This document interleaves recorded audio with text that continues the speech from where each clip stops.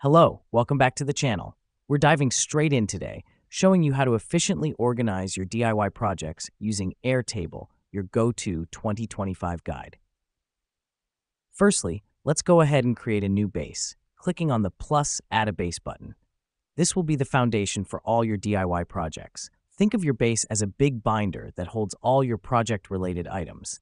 Now that we've done that, let's move on. Next up, let's create a table for each DIY project. Click on plus Add a Table for every new project you have. The reason we do this is to keep each project separate and organized, making it easier to manage and track the progress. Once you've created tables, it's time to add fields. Fields are like the different categories of information you want to keep for each project. So you might have a field for materials, timelines, cost, and so on. This helps us because it allows you to have all the details of your project in one place. Now here comes the fun part. Let's add some records to our fields.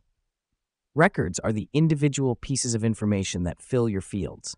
For instance, under the materials field, you might add wood, paint, screws. This way, you'll have a complete overview of what's needed for each project.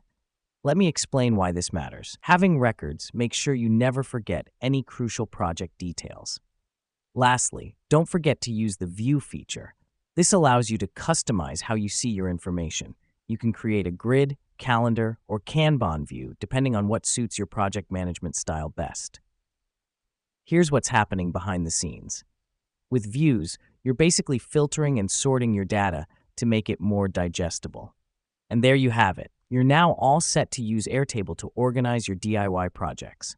Remember, a well-organized project is a successful project. Thanks for tuning in, and we'll see you in the next one.